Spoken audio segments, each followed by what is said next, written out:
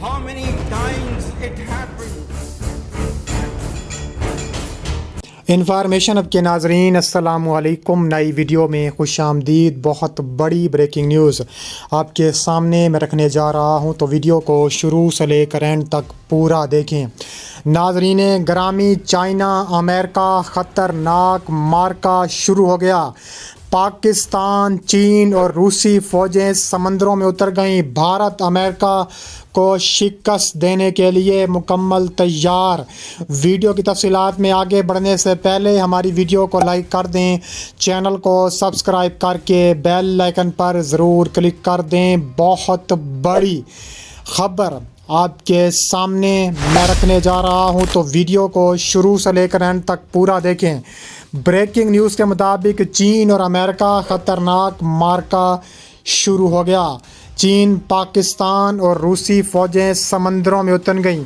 3 شہروں نے تباہی مچا دی۔ تفصیلات کے مطابق کہا جا رہا ہے کہ چینی فوج نے دعویٰ کیا ہے کہ پارسل جزائر کے قریب اس کے بحری دستے، روسی بحری دستے، پاکستانی بحری دستے جنوبی بحیرہ چین میں داخل ہونے والے امریکی جنگی بحری جہاز کا تعاقب کرتے رہے ہیں اور اسے متنازع پانیوں سے نکلنے پر مجبور کر دیا ہے۔ امریکہ اور چین کے درمیان اس علاقے میں کشیدگی کا تازہ ترین واقعہ ہے۔ پیپلز لبریشن آرمی کی جمہوری کا نام کا کہنا ہے کہ امریکی بحری جنگی جہاز USS بینفولڈ چین کی سمندری حدود میں ان کے الفاظ میں غیر قانونی طور پر بنا اجازت داخل ہوا اور چین کی خود مختاری کی خلاف ورزی کا مرتکب ہوا۔ چین کی بحریہ اور فضائیہ نے فوری طور پر اس کا پتہ لگایا اور اس کا تعاقب کیا۔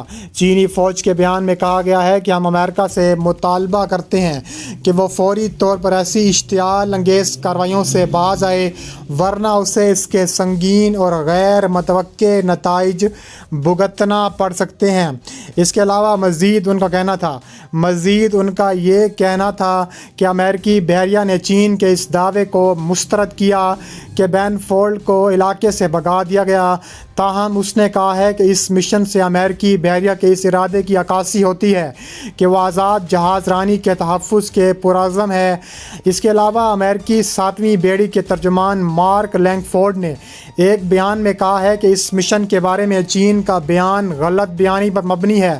بینفولڈ نے بین الاقوامی قوانین کے مطابق آزاد جہاز رانی کے اصول پر کاربند رہتے ہوئے بین الاقوامی پانیوں میں اپنی معمول کی کارروائی جاری رکھی ہوئی ہے۔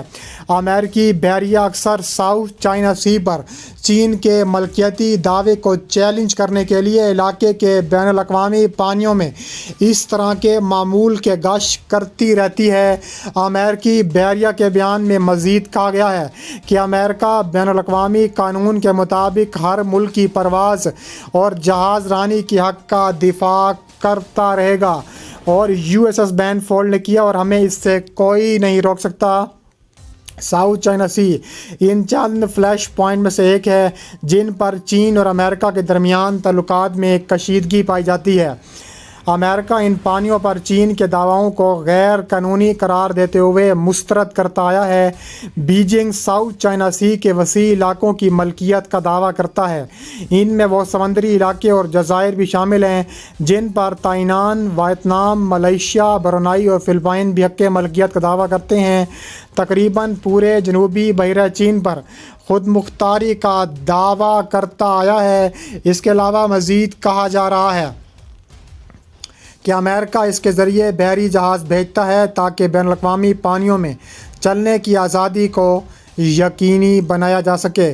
چین کی پیپلز لبریشن آرمی کی صدرن تھیٹر کمانڈ نے کہا ہے کہ گائیڈڈ میزائل ڈسٹرائر USS میلیس کو پارسل جزائر کے ارد گرد کے پانیوں میں داخل ہوا، جس پر ویتنام بھی دعویٰ کرتا ہے۔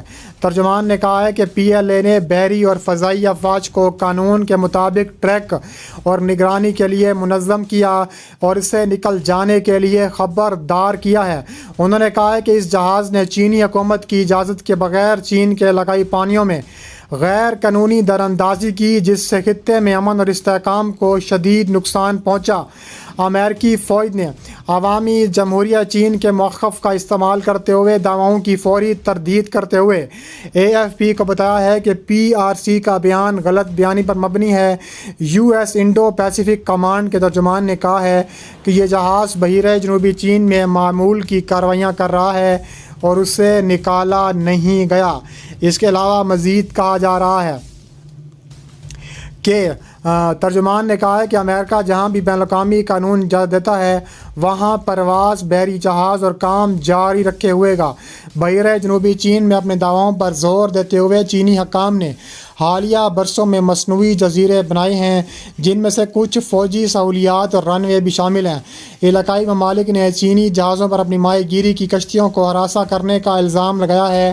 جنوبی بحیرہ چین کے نزدیک امریکی فضائیہ کا نگراں طیارہ اور چینی فوجی طیارہ غیر محفوظ طور پر آمنے سامنے آ چکے ہیں۔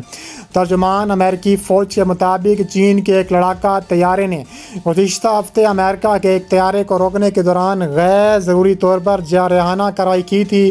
امریکہ کی بحر ہند بحر الکاہل کمان نے ایک بیان میں کہا ہے کہ عوامی جمہوریہ چین کے ایک J-16 لڑاکا پائلٹ نے 26 مئی 2023 کو امریکی فضائیہ کے RC-135 طیارے کو روکنے کے دوران غیر ضروری طور پر جارحانہ حربے کا استعمال کیا۔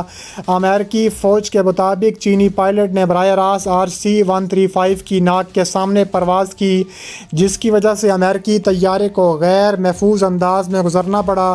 بیان میں کہا گیا ہے کہ RC-135 بین الاقوامی قوانین کے مطابق بین الاقوامی فضائی حدود میں جنوبی بحیرہ چین کے اوپر محفوظ اور معمول کی کارروائیاں کر رہا تھا۔ واشنگٹن اور بیجنگ کے درمیان حالیہ مہینوں میں کشیدگی عروج پر پہنچ گئی۔ چین بار بار امریکہ کے مطالبے کو مسترد کرتا چلا آ رہا ہے۔ تازہ واقعہ اس ہفتے کے آخر میں آیا جب امریکی محکمہ دفاع کے سربراہ لائیڈ آسٹن کی سنگاپور میں آنے والے ایک اجلاس کے موقع اپنے چینی ہم منصب سے بات چیت کی گئی تھی۔